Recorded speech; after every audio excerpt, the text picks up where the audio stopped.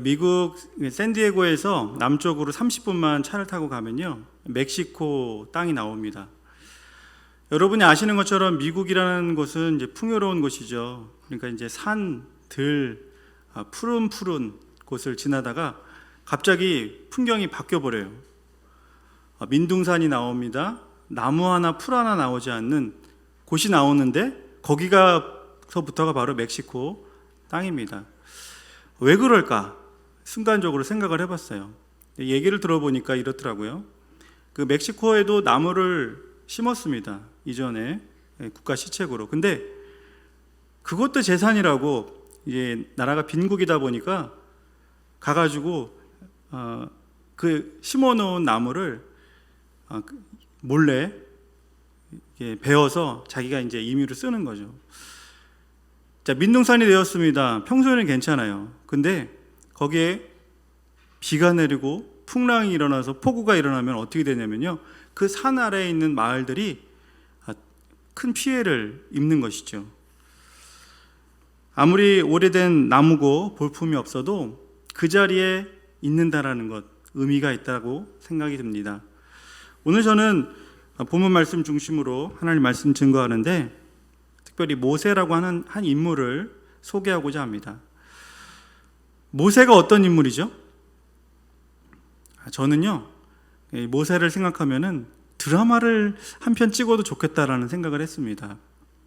인생의 가장 낮은 곳에서 높은 곳으로, 가장 높은 곳에서 낮은 곳으로, 그의 결말은 느보산에서 그의 눈이 흐리지 않은 상태에서 그의 죽음이 어떻게 끝난지도 모르는 그런 정말 신비스러운 결말을 맞는 그런 사람. 드라마 한 편을 찍어도 될 만큼 이 성경 전체에서 우리가 좀 관심을 가져야 되는 인물입니다. 그가 태어났던 애굽은 세계 초강대국이었습니다. 이민자들이 많은, 마치 지금으로 말하면 미국과 같은 이민 정책을 사용했습니다. 그런데 자기네도 본국의 나라 국민들보다 이민자들이 늘어나니까 이 바로는요, 이민 말살 정책으로 출산되는 아이들 중에 남자아이들을 모두 나일강에 던지라라고 하는 그 시대에 모세는 태어났습니다. 아이가 태어났어요. 딸이었으면 얼마나 좋았겠습니까? 그런데 아들이었어요. 정말 아들이었으면은, 또 아이가 태어났으면 집에 경사인데 잔치도 못하고 밝히지도 못하는 그런 처량한 신세. 자, 그 아이가 석 달 동안 그 아이 집에서 길러졌지만 더 이상 키울 수가 없기 때문에 그 부모는 눈물을 머금고 바구니에 담아 아이를 나일강으로 떠내려 보냅니다.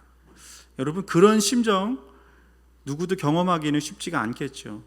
자, 그런데 하나님이 그 드라마에서 또 하나의 새로운 장치를 만드시죠.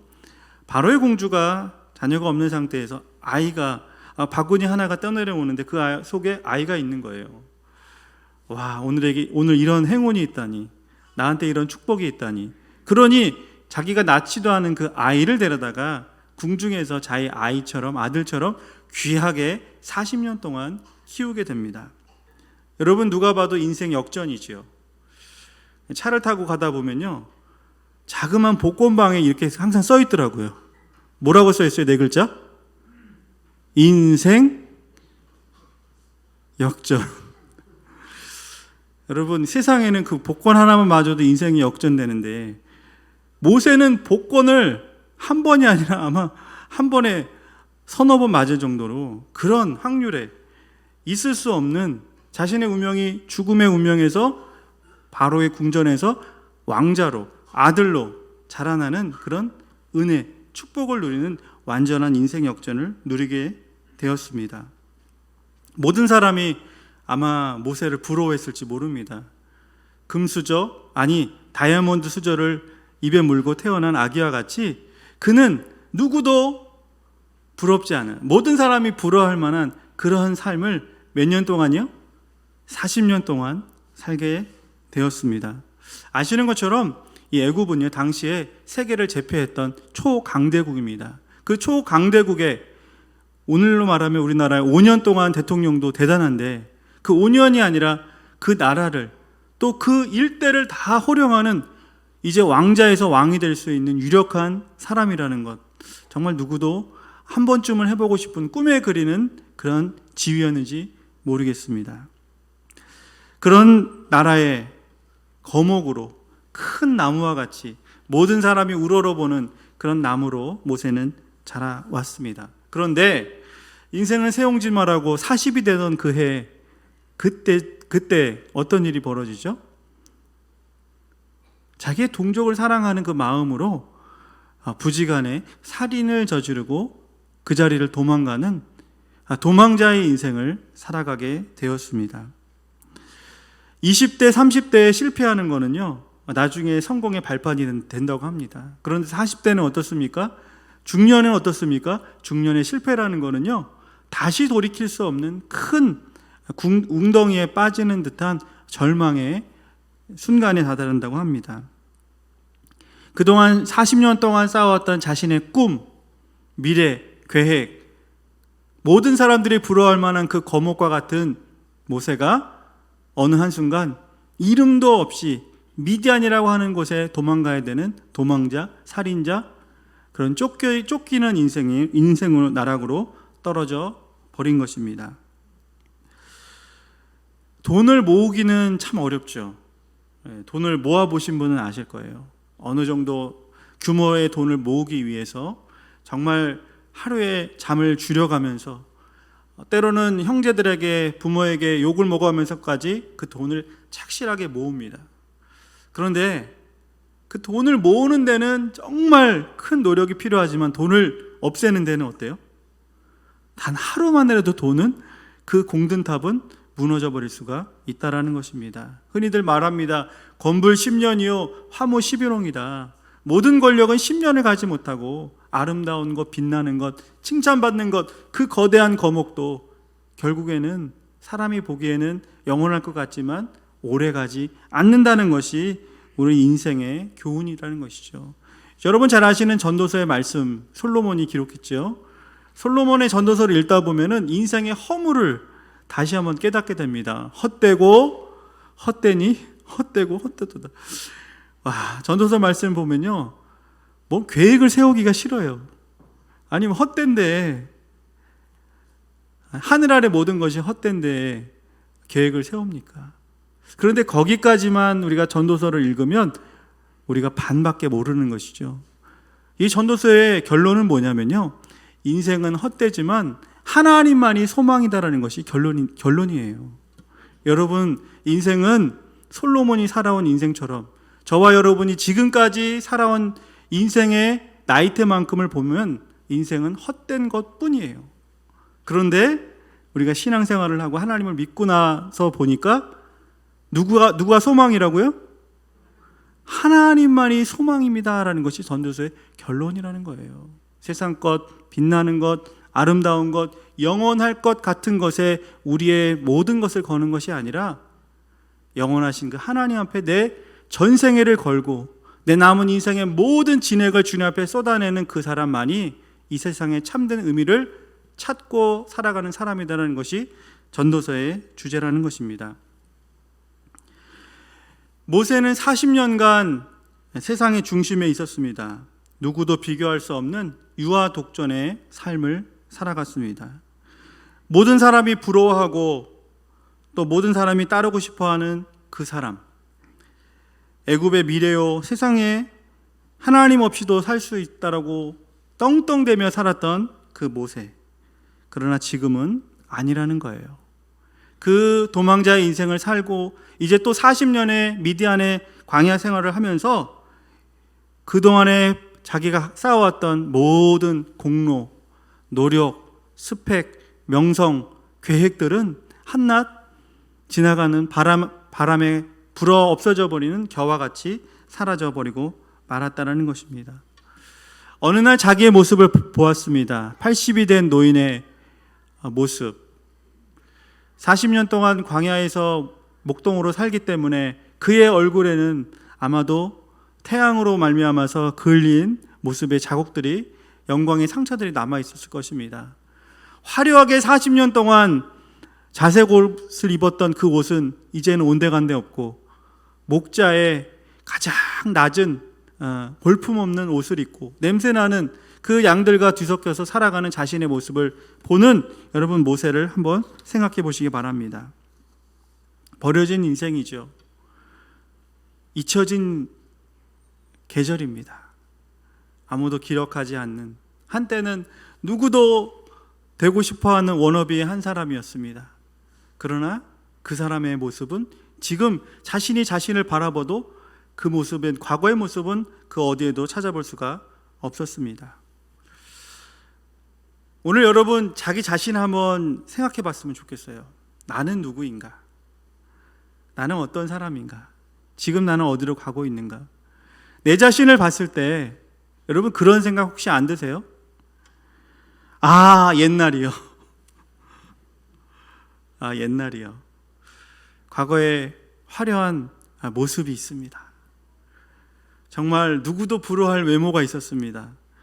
많은 명성이 있었습니다. 쌓아둔 재산도 있었습니다. 그런데 지금의 나의 모습을 보면 다 잊어버리고 누구도 나를 찾지 않는 것 같고 무명 있는 것 같은 그런 모습으로 여러분 살아가고 있지 않은지 한번 물어보고 싶습니다. 요즘요 사람들의 공통적인 관심이 크게 두 가지가 있습니다.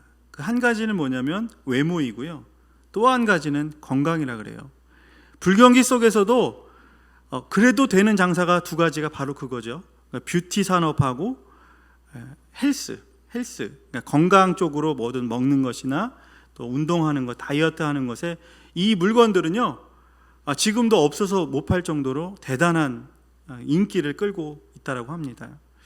건강을 유지하는 것 참 중요해요. 하나님이 우리에게 건강을 주셨기 때문에 건강을 관리하고 유지하는 것은 참으로 중요한 것이고 크리스찬들에게도 가져야 될 삶의 태도입니다. 그런데 건강을요 우리가 관리하는 것 이상 너무나 걱정을 한 나머지 건강 염려증이라고 하는 그런 증상이 나타나고 합니다. 의학적으로는 그것을 가리켜서 건강 불안 장애라고 하는 병명이 아예 있어요. 그러니까 내가 몸이 조금 아파요. 콜록콜록 기침이 나면은 폐암인가 보다 하면서 대학병원에 예약을 하는 거죠. 대학병원 가기도 힘들어요. 예약하기도 힘듭니다.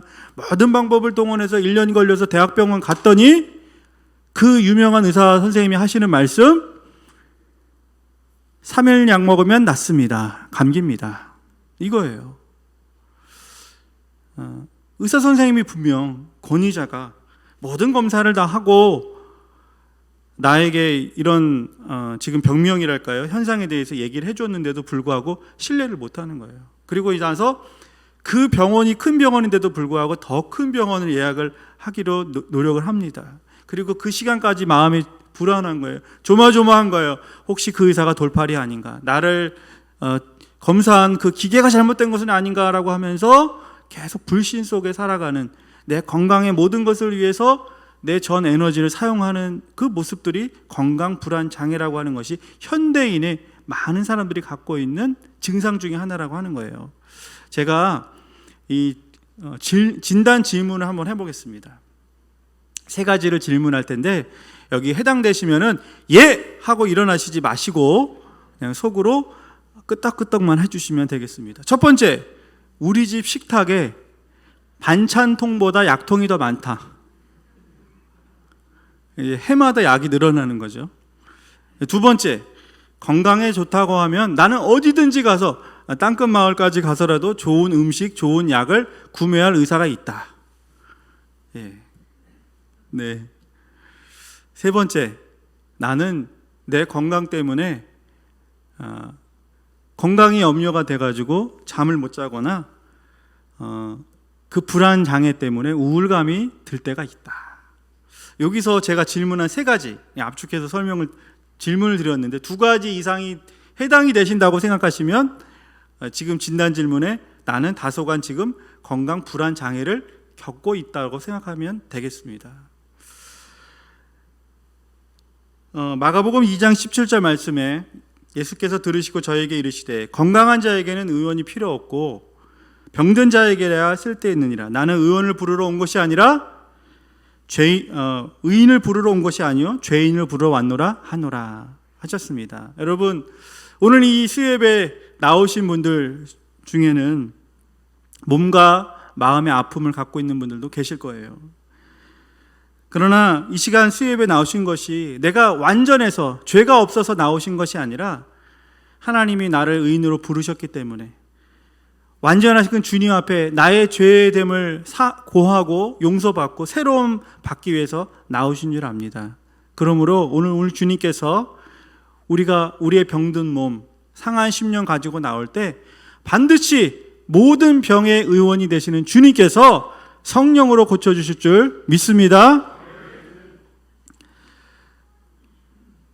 이사야 30장 26절 말씀을 보시면 앞에 보이시나요? 우리 말씀을 함께 읽겠습니다. 시작. 여호와께서 자기 백성의 상처를 싸매시며 그들의 맞은 자리를 고치시는 날에는 달빛은 햇빛같이 고 햇빛은 7배가 되어 7날의 빛과 같으리라. 아멘. 바라기는 우리의 한숨이 변해서 하나님 앞에서 찬송이 되기를 바랍니다. 우리의 슬픔이 변해서 하나님 앞에 기쁨의 춤을 추시는 여러분 되시기를 바라겠습니다. 오늘 본문 말씀으로 돌아가서 모세가 하나님이 부르셨죠. 이 부르심에 거절하는 모습이 오늘 본문의 내용에 나오고 있습니다. 왜 모세는 하나님 앞에 그 부르심에 거절했는지 오늘 세 가지로 요약해서 함께 나누고자 합니다. 첫 번째, 모세가 하나님의 부르심에 거절했던 것은 과거의 상처 때문입니다. 과거의 상처 때문입니다. 모세는요, 문제투성이 인간입니다. 하나님께서는 문제 없는 사람을 사용하시는 것이 아니라 문제 있는 사람을 문제를 고쳐서 사용하시는 분이 하나님이세요. 여러분의 문제가 있으십니까? 나는 내면에 어떤 문제가 있습니다. 내 속사람에 어떤 고장난 부분이 있습니다. 하나님은 그대로 두기를 원치 않으세요. 고쳐 새로 만들어 쓰시는 분이 하나님이신 거죠. 그러므로 날마다 내 머리에 보이진 않지만 공사 중이라는 것이 우리의 자신의 아이덴티티, 우리의 지금 현존이라는 거예요. 나는 공사 중, 나는 지금 수리 중. 누가요? 완전하신 하나님이 나를 고쳐서 온전하게 쓰시기 위해서 오늘도 이것저것 인생 채찍으로 사람 막대기로 고난의 광야를 돌리셔서 결국에는 하나님께 온전한 사람으로 빚어가시는 과정 가운데 있다라고 생각하면 지금 내가 당하는 고난도 아픔도 눈물도 언젠가는 다 지나가고 가나안 땅에 들어가는 저와 여러분 되실 줄 믿습니다. 오늘 이 모세가 지은 가장 결정적인 잘못이 무엇이냐면 10계명의 6계명에 해당되는 살인입니다. 이 10가지 10계명, 물론 나중에 받는 내용이지만 우리가 다 알고 있는 이 10계명, 하나님이 정하신 계명의 6번째인 살인하지 말라라고 하는 죄를 저질렀잖아요. 하나님이 가장 싫어하시는 것 중에 모든 것이 순서적으로 있지는 않을 겁니다. 그러나 인간 사이에서는 살인하지 말라는 것이 하나님이 가장 싫어하는 거예요. 왜냐하면 생명은 하나님에 속해 있기 때문에 그렇습니다. 그 하나님께 속해 있는 생명을 인간이 인위적으로 빼앗는 것만큼 큰 죄악은 없는 거예요. 살인을 저질렀습니다. 그는 회개하기는커녕 도망갔습니다. 살인을 저지른 것에 또한 도망치는 그런 비인간적인 양심을 저버린 사람이 바로 모세였다라는 거예요. 하나님이 호렙산 떨기나무 사이에서 모세를 부르셨습니다. 그것이 첫 번째 모세가 하나님 앞에 가겠습니다고 하지 못하는 거절하는 이유가 됐다는 것이죠. 내가 나를 잘 알기 때문에. 여러분, 내 자신을 누가 잘 압니까? 내가 내 자신을 그래도 잘 알죠. 한 지붕에 살고 있는 아내도 남편도 모르는 걸 내가 알고 있잖아요. 그렇죠? 우리 목사님이 나를 좋게 생각하지만 나도 또 내면에 부족한 면이 많이 있다는 것 내가 잘 알잖아요. 그러나 더 중요한 거는요, 나보다 나를 더 잘 아는 분이 있는데 그분이 바로 하나님이라는 거예요. 모세는 거기까지는 몰랐습니다. 내 과거에, 내 지난날에 이런 살인자, 도망자, 형편없는 인생, 문제투성인 내 삶을 누구도 바꿀 수 없다라고 하는 그런 보호막을 치고 있었기 때문에 하나님의 부르심에 거절했다는 것입니다. 11절 말씀에 바로 이 부분이 나오고 있습니다. 바로 모세가 이렇게 대답합니다. 내가 누구이기에 바로에게 갑니까? 라고 하는 그런 말을 하잖아요. 이건 뭐냐면요, 질문이 아니에요. 하나님, 내가 누구죠? 이런 투가 아니잖아요. 주님, 내가 누군데 아시잖아요. 주님 아시잖아요. 그 대답을 함으로 하나님의 부르심에 거절을 했다는 것이죠. 말하자면 not me. 주님께서 널 쓸 거야. 너는 내 거야. 너를 사용할 거야. 그러나 모세는 not me. 저는 아니에요. 저는 그런 그릇이 아닙니다. 저는 그런 거목이 아니에요. 여러분, 복음성가 부르면서 이제 그런 고백을 하잖아요. 주님, 내가 여기 있사오니 나를 써주소서. 주님, 나를 보내소서. 근데 어떤 사람은 이런 고백을 하더라고요. 주님, 내가 여기 있사. 주님, 얘가 저 옆에 사람 보면서 주님, 얘가 여기 있사오니 쟤를 보내소서. 난 미. 저는 아니고요. 저는 결혼도 해야 되고요. 저는 공부도 해야 되고요. 저는 사업도 해야 되고요. 저는 딸린 식구들도 있고요. 난 미. 여러분, 하나님이 부르셨을 때 내 과거가 어땠든지 그것이 중요한 것이 아니라 하나님이 고쳐주시고 고치시고 새롭게 하신다면 과거의 나의 모습을 이제는 새롭게 하사 이전 것은 지나가고 새로운 모습으로 주님께서 바꿔주시고 사용하실 줄 믿으시기 바랍니다. 두 번째로는 현재의 한계에 부딪혔습니다. 지금 부르심을 받은 모세의 나이가 몇 살이죠? 80이에요. 80. 여러분, 80은 꿈을 가지고 실현하는 시기가 아니라 그동안 살아온 나를 정리하는 시기입니다. 이 모세의 상태가 지금 어떻습니까? 몸도 지쳤습니다. 마음도 지쳤습니다. 무엇인가 새로운 계획을 하기에는 모든 것이 귀찮은 나이가, 그런 단계가 바로 모세가 지금 처한 현재라는 거예요. 그러나 성경을 찾아보면 하나님의 사람들은 70이 되고 80이 돼도 하나님의 수명대로 자기의 삶을 디자인하는 것이 아니라 그 나이를 초월해서 80이 되어도 하나님께 쓰임받기 원하는 사람들은 하나님께서 그 인생을 새롭게 해주시는 것을 믿으시기 바랍니다. 여러분, 여기에 수명이라는 것이 중요한 단어입니다. 인생은 수명대로 사는 거잖아요. 나의 인생에 수명이 있습니다. 배터리를 보면 배터리에 거기에 수명이 적혀져 있습니다. 어떤 거는 이렇게 수치상으로도 나오죠. 우리가 매일 사용하는 스마트폰, 전기자동차, 거기 보면 내구 연한이라는 것이 있습니다. 몇 년 쓰면 이것은 교체를 해야 된다는 뜻이죠. 인생도 마치 기계의 톱니바퀴와 같습니다. 배터리와 같아요. 몇 년, 몇십 년 사용하다 보면 자연스럽게 퇴장하는 것이 아름다운 모습일 수도 있다라는 거예요. 여러분, 그러나 거기에 속지 마십시오. 하나님은요, 우리를 수명대로 살아가는 것이 아니라 하나님의 부르심, 곧 소명대로 부르신 줄 믿으시기 바랍니다. 오늘 모세를 부르신 것은 사명이에요. 모세를 부르신 것은 소명이에요. 사는 무슨 뜻이냐면 심부름 사자의 목숨 명자입니다. 그러니까 심부름하는 목숨이라는 거죠. 하나님께 우리가 살아가는 이유를 묻는다면 바로 주의 복음을 위해서 심부름꾼으로 살아가기 때문에 하나님이 오늘도 저와 여러분을 살려두시는 거 아니겠습니까? 지나간 우리의 신앙의 동역자들이, 우리보다 연배가 적으신 분이 세상을 떠나신 분들도 많이 계세요.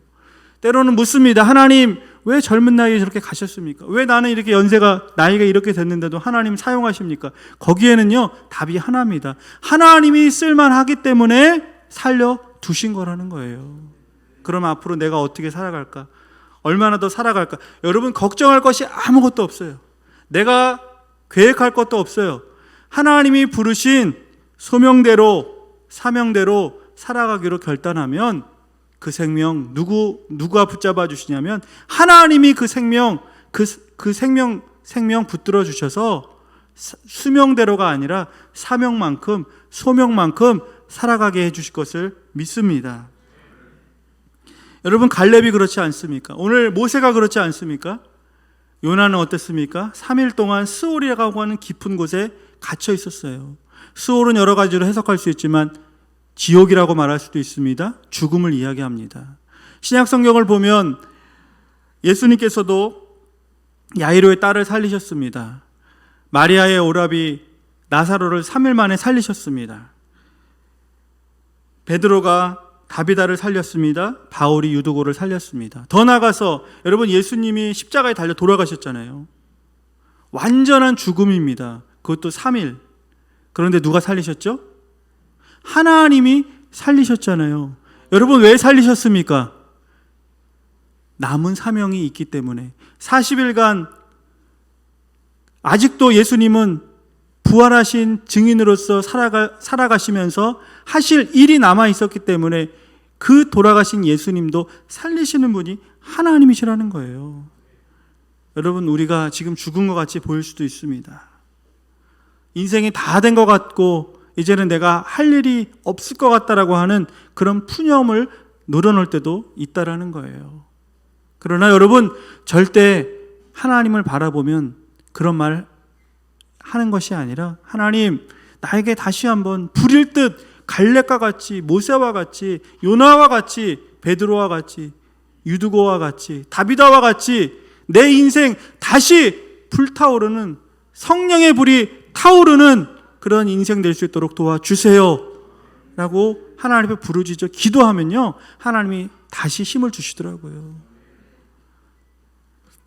지금 모세와 같이 하나님은 저와 여러분을 부르고 계시다라는 것이죠. 2023년 새해를 허락해 주셨습니다.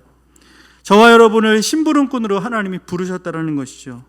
하나님은 주의 나라와 영광을 위해 충성해야 될 사람들을 지금도 찾고 계십니다. 하나님의 거룩한 사역에 초대받은 여러분들, 하나님 앞에 저는 아닙니다, 얘를 보내소서가 아니라, 하나님, 제가 지금 할 수가 없는 상황이지만, 저의 과거는 너무나 흉악하지만, 나의 현실은 암담하지만, 하나님 그럼에도 사용하신다면 나를 고쳐 주시옵소서.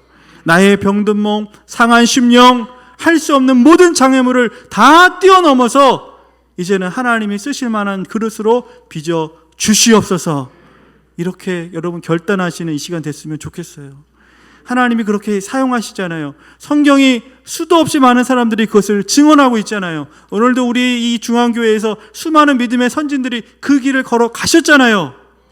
그렇다면 나도 내가 지금 이 자리에 있는 것도 하나님이 귀한 사명을 허락하신 것이고, 내가 해야 될, 분명히 나만 할 수 있는 역할이 있을 줄 믿습니다. 여러분, 사명 중에서요, 제일 끝까지 할 수 있는 사명이 뭐냐면 저는 기도 사명이라고 생각합니다. 오늘 일남 전도회 헌신 예배로 하나님 앞에 영광 돌리고 있습니다. 제가 우리 일남 전도회 특성하시는 모습을 보면서 무슨 생각을 했냐면 군대와 같다라는 생각을 했어요. 여러분, 그 군대 중에서도 특공대, 여러분 교회 안에 특공대가 필요한데 정말 중요한 특공대는 기도 특공대와 전도 특공대입니다. 우리 일남전도회가 많은 사역들 중에서 압축해서 보면 기도하시는 일에 더욱더 전력으로 투구하시기를 바라겠습니다. 복음을 전하고 이 춘천 지역 가운데 아직도 주님 알지 못하는 사람들이 얼마나 많은지 몰라요. 한때는 주님을 위해서 살겠다고 헌신했지만 잃어버린 양과 같이 교회를 떠나서 가나안 교인처럼 살아가는 옛 동역자들이 얼마나 많은지 모릅니다. 누가 찾아가야 되겠습니까? 무엇보다 우리 일남전도회가 솔선수범해서 앞으로 나아가 그 일을 행할 때 우리 모든 교우들이 함께 한마음 되어서 함께 나갈 줄 믿습니다. 오늘 넘어진 그 자리, 지금은 할 수 없다 포기했던 모세, 그에게 들려지는 하나님의 음성, 주님이 뻗으시는 그 손 외면치 않고 그 손을 붙잡았다라는 거예요. 이사야 40장 31절 말씀, 오직 여호와를 앙망하는 자는 새 힘을 얻으리니 독수리의 날개치며 올라간 같을 것이요 다른 박질하여도 곤비치 아니하겠고 걸어가도 피곤하지 아니하리라. 아멘. 여러분, 앙망이라고 하는 단어는요, 위를 본다라는 거예요. 하나님은 위에 계시잖아요. 하늘에 계시잖아요. 독수리가 더 높이 올라가려면요, 땅을 바라보면 안 돼요. 앙망해야 돼요. 위를 바라봐야 돼요. 하나님 바라봐야 돼요. 그러면 독수리는 자신의 힘의 몇 배를 그 비상하는 날개를 펴고 바람을 맞고 가장 높은 데까지 올라갈 수 있다라는 거예요. 여호와를 앙망하신 여러분 되시기를 바라겠습니다.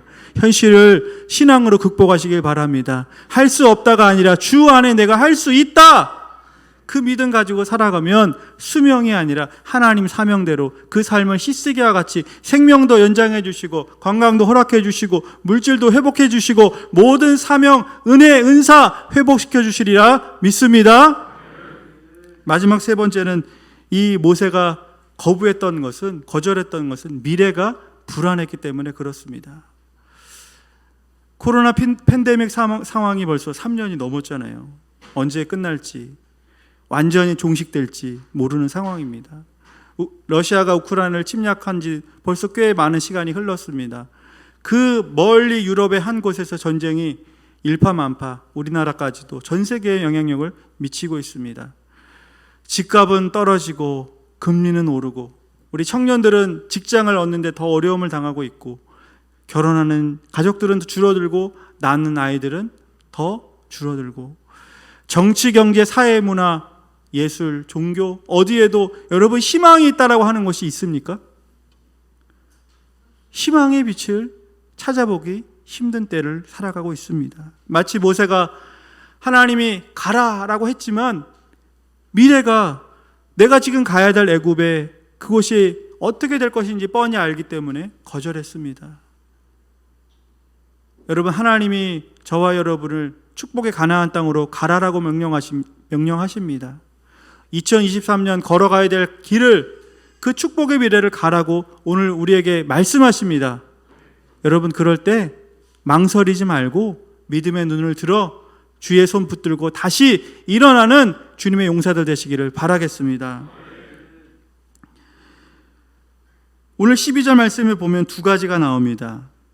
내가 반드시 너와 함께 있으리라. 모세가 두려웠겠죠. 아침 안개 눈알 가리듯 내 미래가 앞으로 맞이하게 될 그 바로 앞에 서야 되는 그 모습을 보면 아마 사시나무 떨듯이 덜덜덜덜 떨렸을 거예요. 그랬을 거예요. 그러나 오늘 하나님이 모세에게 말씀하십니다. 내가 너와 반드시 함께 하시리라. 여러분에게 올 한 해 또 남은 우리의 모든 삶 가운데 하나님이 반드시 함께 하실 것입니다. 이것이 바로 임마누엘이잖아요. 하나님이 저희 가운데, 저와 여러분 가운데 함께 하신다라는 그 약속, 그 약속을 붙들면 여러분 미래는 밝은 거예요. 두 번째는 뭐냐면 이스라엘 백성들을 인도하여 내서 이 산에서 나를 섬기리라 라고 하나님께서 말씀하셨습니다. 이 말은 무엇이냐면 이스라엘 백성들이 430년 동안 애굽에서 종살이했습니다. 그들은 종교의 자유도 제약을 받았습니다. 몸은 갇혀 있습니다. 노역은 심합니다. 그의 부르짖음이 하늘에 닿았습니다. 그렇기 때문에 하나님을 예배하는 것이 녹록지가 않았습니다. 그러나 하나님이 원하시는 것은 이사야 43장 21절 말씀처럼 예배하는 자를 찾으시고 하나님이 우리를 지으신 것은 예배 받으시기 위해서 지으셨기 때문에 이 백성을 반드시 이끌어내서 이곳 이 호렙산에서 이 모든 백성으로 하나님을 찬양하게 하리라는 것이 바로 약속의 말씀이었다라는 거예요. 올 한 해 여러분이 해야 될 많은 일들이 있습니다. 그러나 중요한 것은 핵심을 놓치지 않는 건데 그 핵심이 뭐냐면 오늘 우리의 일평생 예배에 승리하는 것입니다. 모든 것을 잘했어도 우리가 예배에 실패했다면, 예배에 성공을 하지 못했다면 하나님 앞에 내세울 것이 아무것도 없다라는 것이죠. 하나님이 모세를 보내심도 그 모든 6월절의 역사와 홍해 사건과 모든 광야의 삶들을 겪게 하시는 것은 결국에 하나님을 예배하는 주님의 백성으로 온전히 새롭게 하기 위해서 출애굽의 그 역사를 일으키시는 것이고, 그 보잘것없는 볼품없는 나무 같은 그 모세를 이제는 사용하신다라는 것입니다. 오늘 말씀을 정리하겠습니다. 여러분, 그 깊은 산에 가면 나무들이 많이 있잖아요. 아주 곱게 솟은 나무를 한번 상상해 보십시오. 정말 천정을 뚫을 것 같은 고든 나무들, 멋진 수려한 나무들. 그것을 보면서 사람들은 이것을 배워다가 배를 만들어야 되겠다, 좋은 집을 지어야 되겠다, 멋있는 강대상을 만들어야 되겠다, 이런 생각을 가지고 그것을 찾아다니면서 나무를 베어갑니다. 시간이 많이 지나면 멋진 나무, 높은 나무, 질 좋은 나무 모두 다 베고 남은 것은 구부러지고 잎이 다 마르고 썩어져 있는 볼품없는 나무들이 그 산에 남아있는 거예요. 자, 그런데 어느 날 풍랑이 일어나가지고 이 산을 덮치게 되면 그 산의 나무를 다 베어간 곳의 마을들은 어떻게 됩니까? 초토화되는 거잖아요. 그러나 어느 곳에 가보니까 여전히 그 마을이 피해를 적게 입고 남아있어요. 그 산에 가보니까 무엇이 남아있습니까? 볼품없는 나무들이 산을 지키고 있었다라는 거예요. 여러분, 내 자신을 보면 그런 생각 들지 않습니까? 내가 지금 하면 무엇을 할까? 나는 할 수 없다. 사람들이 주목하지 않는 날 보면서 하나님도 아마 외면하실 거야, 기억하지 않을 거야, 이런 생각이 들 때도 문득 있다라는 거예요. 그러나 여러분, 그 산을 지키는 것은, 그 교회를 지키는 것은, 그 가정을 지키는 사람은 겉이 화려하고 모든 사람들이 좋아할 만한 베어지기 쉬운 나무가 아니라 아무도 기억하지 않을 수 있는 이름 없고 볼품 없는, 그러나 믿음의 뿌리를 내리고 기도의 뿌리를 내리고 봉사와 헌신의 뿌리를 내리고 있었던, 묵묵히 그 자리를 지키고 있었던 못생긴 나무가 산을 지켰다라는 거예요. 여러분, 저는 그렇게 생각해요. 중앙성결교회, 우리 교회를 지키고 있었던 사람들은 누구였을까? 한때 반짝였던 사람? 아닌 것 같아요. 모든 사람들이 존경할 만한 그런 정말 자신의 명성을 높이기 위해 살았던 분들? 아닌 것 같아요. 정말 저 밑에 새벽기도실에서 정말 1년 365일 매일 기도하셨던 믿음의 선배들이, 또 여러분이 있었기 때문에 새벽마다 부르짖는, 저녁마다 하나님 앞에서 눈물을 뿌리며 나라 민족을 위해서, 이 춘천 지역을 위해서, 우리 교회를 위해서, 담임 목사님을 위해서, 교육자들을 위해서, 장로님들을 위해서, 권사님들을 위해, 집사님들을 위해, 이름 없이 교회 등록하시고 또 오고 가는 많은 사람들 위해서 기도했던 한 분 한 분의 눈물이 있었기 때문에 우리 교회가 지금까지 하나님이 복 주셔서 성장하고 부흥한 줄 믿습니다. 앞으로 우리 교회가 나아가야 될 길도 그러면 정해진 것이죠. 화려한 스포트라이트를 받는 곳에 가는 것이 아니라 주님이 우리에게 원하시는 좁은 길, 협착한 길, 누구도 찾지 않는 길, 십자가의 길 걸어가는 사람들을 오늘도 찾고 계시다라는 거예요. 여러분, 주님이 여러분을 부르십니다. 다시 한번 주님이 손을 내미십니다. 여러분, 그때 여러분 어떻게 해야 될까요? 하나님 앞에, 주님, 제가 여기 있습니다. 나를 사용하여 주시옵소서. 주님, 남은 나의 모든 인생, 나의 모든 에너지, 나의 모든 삶의 땀 한 방울, 피 한 방울까지 주님을 위해서, 교회를 위해서 쓰겠습니다 라고 결단할 때 하나님이 반드시 그분에게 이전에 누리지 못했던 건강, 은혜, 축복, 삶의 성취, 또 동역자들 반드시 붙여주실 것을 믿습니다. 제가 부임한 동산면 원창 1리는요, 구한마을이라고 하는 곳인데 세상 속의 변방입니다. 산으로 둘러싸여 있는 조그만 산골 마을에 이름 없는 빈 예배당입니다. 근데 저한테는 한 가지 믿음이 있습니다. 저를 보내신 하나님은 저보다 크시다라는 거예요. 저는 저희 구암교회를 짧은 기간이지만 섬기고 있지만 정말 사랑합니다. 그러나 중요한 것은 제가 구암교회를 사랑하는 것보다 하나님이 그 구암교회를 사랑하시는 것을 제가 느꼈다라는 거예요. 단독 목회 나가기 위해서 한 1년여간을 집중해서 기도했습니다. 하나님 앞에 물었어요. 하나님, 어디로 가야 될까요?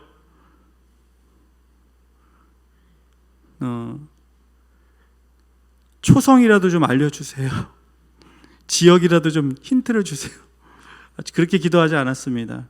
하나님, 한 영혼이라도 저를 기다리는 분이 계시다면 그 교회에 이것저것 아무것도 묻지 않고 그 교회에 가겠습니다 라고 제가 결단을 하고 기도를 했어요. 구암교회 가도록 이렇게 연결이 되면서 그 교회가 다른 것보다도 교회가 어렵고 또 교회 교육자를 모실 만한 형편이 안 된다는 얘기를 제가 들었습니다. 그런데 그 얘기는요, 제 귀에 들리지가 않았어요. 제가 들렸던 것은 뭐냐면 그곳에 교회가 있고 그 교인들이 저를 원한다라는 거였어요.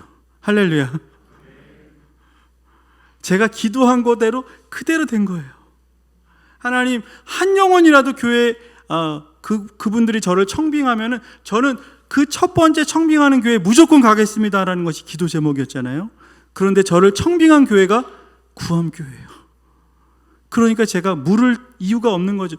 다른 거 따져볼 이유가 아무것도 없는 것이죠. 정말 하나님께서 가장 필요한 것에 저를 부르셨다라고 저는 믿고 계속 기도하고 있습니다. 저와 우리 교인들을 위해서도 생각나실 때마다 기도해 주셨으면 좋겠습니다. 아무도 찾지 않는 자그마한 산에 이름도 없는 그 나무가 산을 지킨 것처럼 저와 여러분이 주님이 쓰시겠다 하시면 믿음의 뿌리를 깊이 내려서 주님 오시는 그날, 그 영광의 날, 그 부활의 영광의 그 아침에 주님 앞에 서는 그날까지 몸된 교회를 충성되이 섬기는 저와 여러분 되시기를 바라겠습니다. 기도하겠습니다.